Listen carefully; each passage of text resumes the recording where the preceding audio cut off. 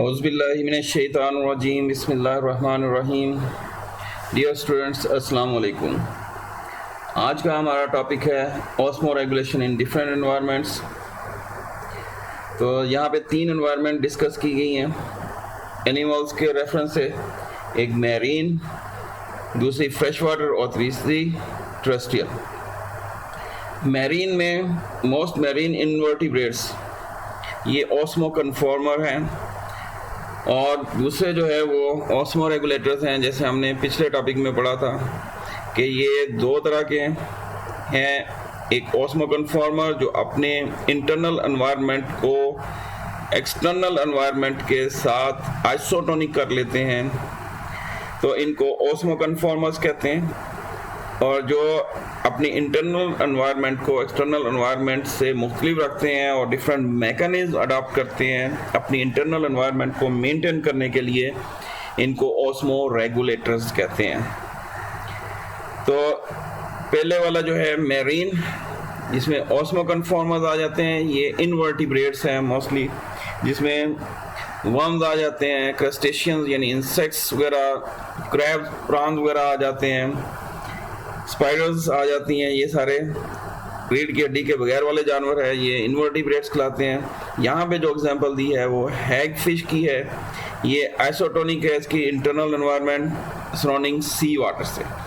अब सी वाटर में क्या होता है कि बाहर जो पानी की एनवायरनमेंट है यानी एक्सटर्नल एनवायरनमेंट, उसमें नमक की मिकदार काफ़ी ज़्यादा होती है, यानी हाईली कंसनट्रेटेड होता है। जबकि अंदर जो है वो एनवायरनमेंट डिफरेंट हो सकती है। जो ऑस्मो कन्फॉर्मर्स हैं उन्होंने भी अपने इंटरनल एनवायरनमेंट जो है उसमें हायर कंसंट्रेशन ऑफ साल्ट्स कर लिए, इसलिए ये ऑस्मो कन्फॉर्मर्स हो गए हैं आइसोटोनिक एनवायरनमेंट के साथ। तो इनको एक्टिवली अपनी इंटरनल एनवायरनमेंट को मेंटेन करने की ज़रूरत नहीं पड़ती। तो ये हैग फिश एग्जाम्पल होगी। जबकि ऑस्मो रेगुलेटर्स में 3 चीज़ें आ जाती हैं। ज़्यादातर जो कार्टिलेजिनस फिशेस हैं मैरीन वाटर में रहने वाली, कार्टिलेजिनस फिशेस में तो 11th में आपने पढ़ा होगा 10th चैप्टर में, कार्टिलेजिनस फिशेस में शार्क्स आ जाती हैं, स्केट्स आ जाती हैं, रेज आ जाती हैं। इनके एग्जांपल को बेटा साथ में लिख लेना कहीं, शार्क्स, स्केट्स, रेज वगैरह। तो अपने इंटरनल साल्ट जो कंसंट्रेशन है इसको लो कैसे करते हैं, क्योंकि सी वाटर में प्रॉब्लम ये होती है कि नमक कंटिन्यूसली बॉडी के अंदर जा रहा होता है, और क्योंकि अंदर हाइपोटोनिक एनवायरनमेंट है और पानी बाहर की तरफ इसका ट्रेंड होता है, इसका ट्रेंड बाहर को होता है। तो जो जायद साल्ट बॉडी में आता है उसको इन्होंने निकालना होता है, और जो पानी है बाहर निकल रहा होता है उसको मेंटेन करना है, रोकना होता है, या मज़ीद पानी इन्होंने हासिल करना होता है। तो कार्टिलेजिनस फिशेस में किडनी ये रोल प्ले करती हैं, ये ऑस्मो रेगुलेशन का काम करती हैं, और जो यूरिन प्रोड्यूस करती हैं वो हाईली कंसंट्रेटेड होगा। एक्चुअली इसमें किडनी जो हैं ये एक्स्ट्रा जो साल्ट्स बॉडी में दाखिल होता है इनको गिल्स के ज़रिए से खारिज करती हैं, एक्सक्रीट करती हैं। इसके अलावा दूसरी चीज़, इनमें साल्ट एक्सक्रीटिंग ऑर्गन्स हैं जिनको रेक्टल ग्लैंड्स का नाम दिया जाता है। इसको अंडरलाइन कर लेना है, ये अक्सर एमसीक्यूज में पूछते हैं। तो ये किडनीज गिल्स के ज़रिए से और रेक्टल ग्लैंड्स हैं, ये साल्ट एक्सेस साल्ट्स को बॉडी से निकालते हैं, और इसमें एनर्जी इन्वॉल्व है, इसलिए इनको कहेंगे ये एक्टिव ट्रांसपोर्ट मैकेनिज्म इनमें पाया जाता है, ताकि साल्ट जो एक्सेस साल्ट है बाहर निकाल दिया जाए और इंटरनल बॉडी होमियोस्टेसिस को मेंटेन किया जाए, यानी ऑस्मोटिक ग्रेडियंट को मेंटेन किया जाए।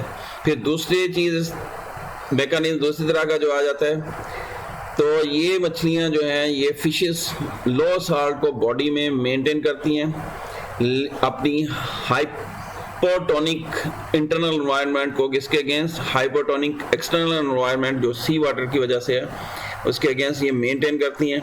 इसके लिए ये क्या करते हैं कि यूरिया जो कि मेटाबॉलिक वेस्ट है, तो इसको बॉडी के अंदर मेंटेन करती हैं काफ़ी ज़्यादा मकदार में, एडिक्वेट कंसंट्रेशन में। लेकिन जैसे कि हम जानते हैं हाई कंसंट्रेशन जो है यूरिया की ये डैमेजिंग होती है, नुकसान कर सकती है बॉडी सेल्स को। तो आप इससे बचने के लिए इनको फिर एक और केमिकल को भी बॉडी के अंदर रखना पड़ता है, रिटेन करना पड़ता है, इस केमिकल का नाम है ट्राई मिथाइल ऑक्साइड। इसको भी अंडरलाइन कर लेना है।